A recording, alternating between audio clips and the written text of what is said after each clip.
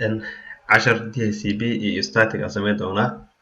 intaan sameyno normal waxaan ahayd video kasta oo sameyno hoos waxaa yaalo marka video saan uu ku hortaagan yahay somaliweyn technology hoosteeda show more meesha ku qoran tahay taabanaysaa, and then halkaas ka soo dejiso Cisco routers linkaas taaban kartaa, routerada ka soo dejinaysaa.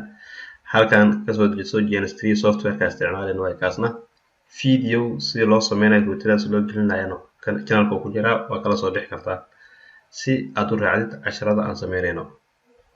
taas waa dadka hadda gadaalka imaaday oo video badal gadaal kala soo qabsay Somali technology inay halkaas ka soo dejistaan software-kii routerada. casharkaan bilaabeynaa. markaan waxaan ku qoranaynaa normal GNS3 markii la soo kiciyo DHCP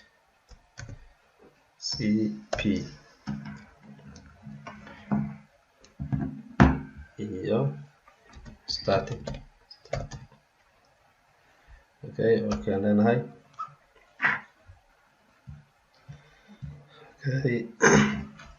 waxaan soo qaadanaynaa routerada 7200 laba xabo. switch layer 3 ah iyo switch layer 2 ah, labadaba layer 2 ahana labadaba u isticmaali doona insha Allah. VP yani virtual PC iyo virtual PC. markaan waxaan soo qaadanaa virtual PC kale gacanta ku sameynaa kaas waxaan rabnaa DHCP ka dhigno. Ethernet to switch here. I want to 13 switch kan kale hadana waxaan ku xirtaa 11 first internet 0 halkan waxaan ka xirnaa first internet 01 no gigabyte waa kaas waa gigabyte 1/0 isku wada mid. first internet 0 switch kan wuxuu ku sii xirtaa PC kan kale. topology aan soo sawirnay kana sameeynayno hadeer. show cables.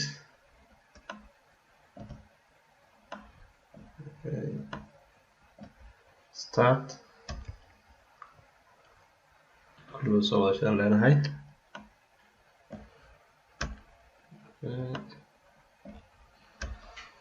router 1 ka bilaabana sida caadadeed console cable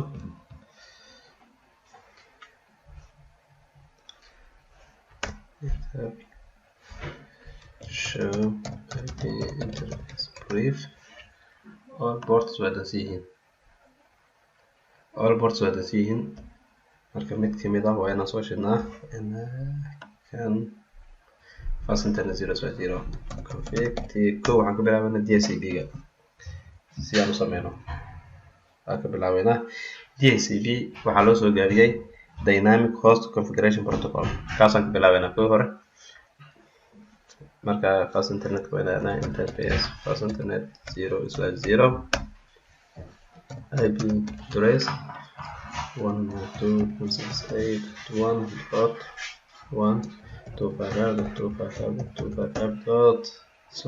192.168.1.255.255./25 no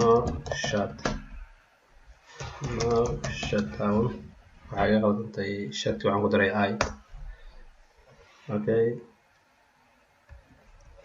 exit waxaan leenahay marka IP DHCP full magaca wuxuu u baahan yahay markaan waxaan leenahay somaliweyn ka dhiganay. waxaan laga rabaa network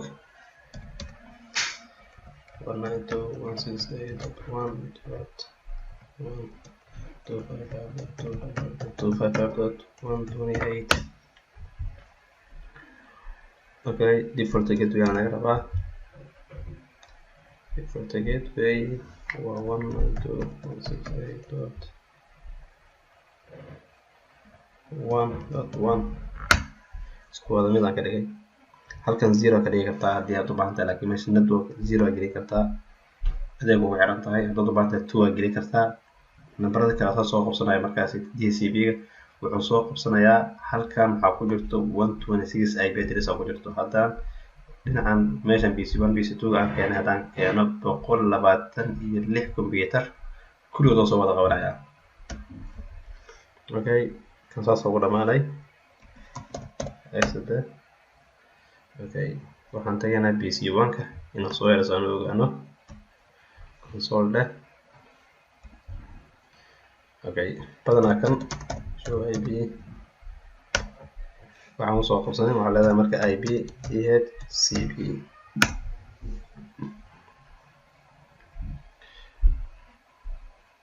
okay horta DHCP maxaa loo isticmaalaa kan doonoo sii socdo.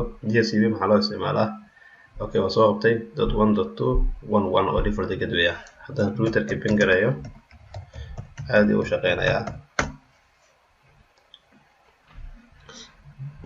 wax static oo yani wax oo IP address aan geliyay malahan, manual uma gelinin. DHCP automatic ahaan oo soo qabtay.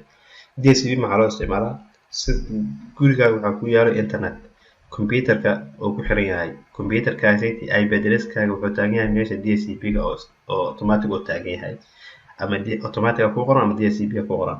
haddaba hadduu automatic taagan yahay IP addresska automatically uu soo helayaa. routerka yar oo guriga ku yaalo automatically uu gudbinayo. routerada weyn saas loo sameyn karaa. banaanka markay ka imaanayaan automatically IP address oo default gateway leedahay sida kan oo kale ah.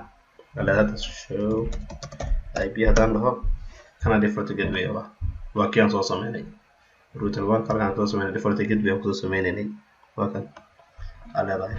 marka waa DHCP-ga wuxuu sahalayaa meeshii routerka sala tagala waxa laga sameyn lahay automatically uu bixinayaa inta guud ugu tala gashay inaad gudbisid sida 126 kaasi tan gudbinayno kale oo siinaya. haddii aad 255 ka dhigi kartaa 0 ka dhigi kartaa halkaas ay tahay 253 meters oo gudbiyo inta soo sameyn karaa.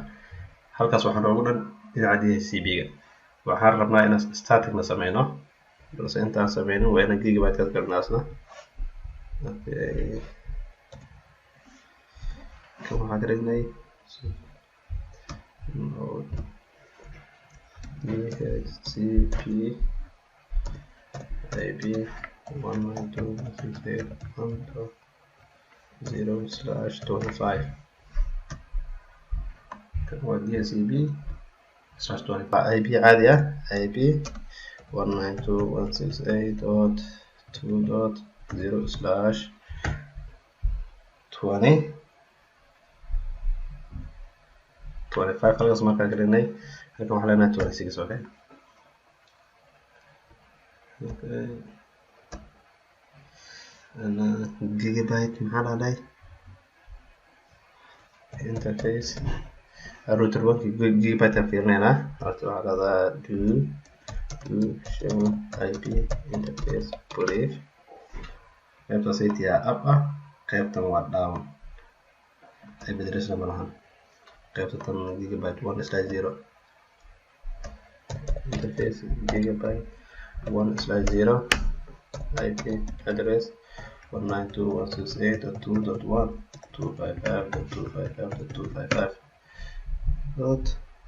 192.168.255.255.192. I think 1/26 and gelnay. yep no shutdown and there you are. and router 2 gonna again console interface config the interface gigabyte interface gigabyte 1/0 IP address 268.2.2.255.255.255.192. no shutdown do ping 192.168.2.1. hadii shaqeynaa kaas marka godka hoose soo aad marka dhinaca PC-gan kale. okay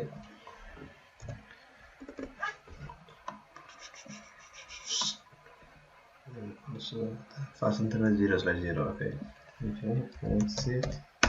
Kan DHCP uma sameynana IP address normal address na IP address fast internet 0/0.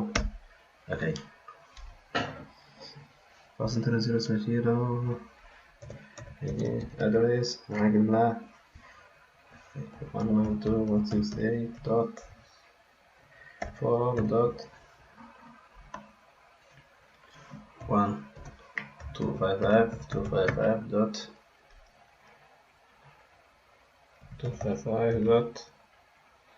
192.168.4.255.255./24 halkan xagga dhiglayso kale halkaas 25.26 halkan waxaa leedahay marka 12.0 caadi ah. Now shut down.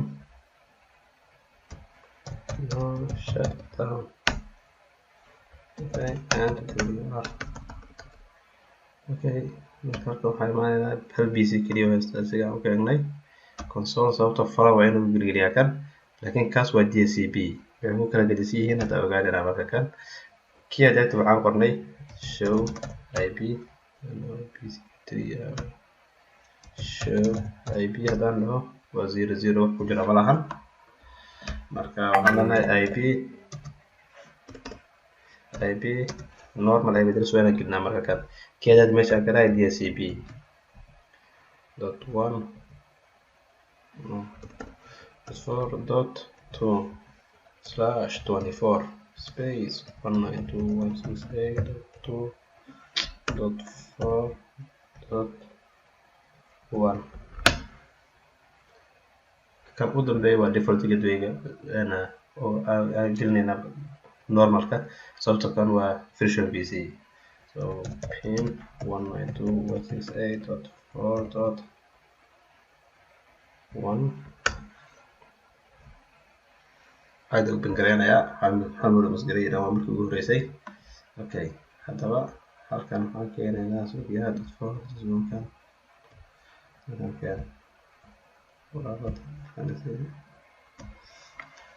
ID 192.168.4.0/24. Okay, PC yaaway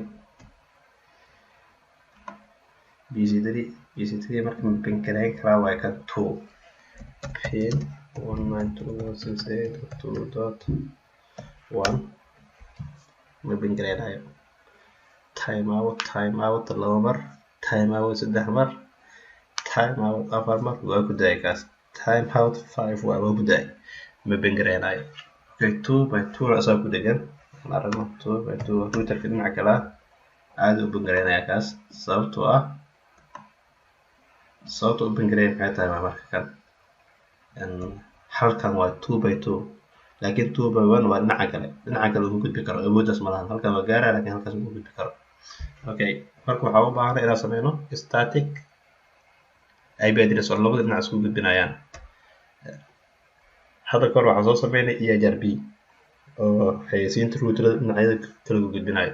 hadda laakiin caawa waxaan sameynaynaa static hadana insha Allah config t IP route 0/0 wax kastoo dhinaca ku jira gudbi waayo 0/0/192.168.2.1 dhinacaas ku gudbi waayo 2.1 halkaan ku xiran yahay router 1 gigabyte 1kiisa ku xiran yahay maadaama router 2 aan joogo dhinacaas marsii waayo wax kastoo aniga aan haysto IP address dhinacaas ku gudbi waayo kan kalena saasaan leenahay config t haddaan saas la yeelin weli ma shaqeynayo. hadda anagoo router 2 saas soo sameynay PC hadda usoo laabatid kii data open sameynay 2.1 oo diidanay ma yeelay weli sababtoo ah amar lagama qabo kan amarka kan ma soo bixin router 1 ka amar ma soo bixinin weli marka waa inuu router 1 amar soo bixiyaa. Okay, config t router config t wajo okay the 2.2 hadii la diiday yani kala looma gudbi karo dhinaca DHCP looma gudbi karo ilaa IP route la soo sameeyo ama EIRB ama OSPF ama RIP wax la soo sameeyo naqan IP route 0/0 space 192.168.2.2 asna .2.2 waa dhinacan halkan inta barsiyaan leedahay. Okay, hadda marka bc1 ka keen hadda wuxuu diidnaa waaragtaa haddaba mar labaad kor soo aad marka hal mar taab kor isticmaal enter leh hadda caadi u shaqeynaya soo martid hadda wuxuu time out dahay hadda waa shaqeynaya. Okay, marka waxaan bin gareynaynaa kuwan DHCP ga aan bin gareynaynaa bc1 ka waxaa ku jiro sidii bc1 ka la gaarin hota 1 dheh pin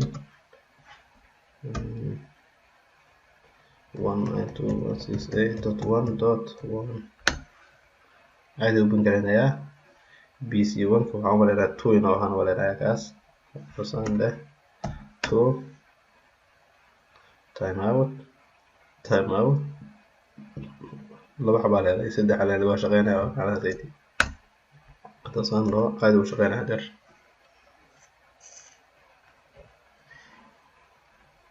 bc3 ga bc2 ga neti ay address wilo ma sameyn sano maleynayo console dekan fiirino kaas jiro bc2 ga waxuu ku yaraan show ip waa 00 hadda ip DHCP yaa leenahay caadi u soo qoran doona asna waxba sameynayba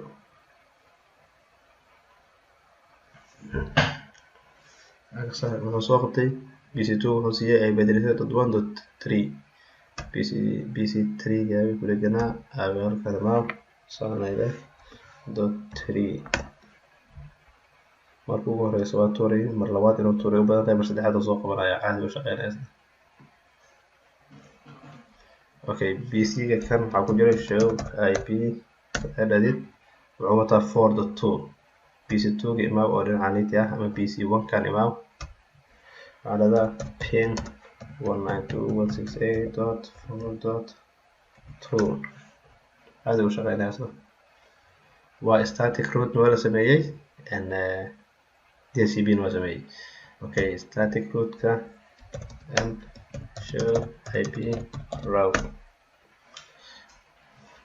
هذا static root computer one ka wuxuu ku leeyahay static root ay wajho aan wata ku leeyahay and wuxuu si dhex maraya and jidkaas aan maraya ku leeyahay .2.2 oo router 2 ah. okay taas waa static root ka.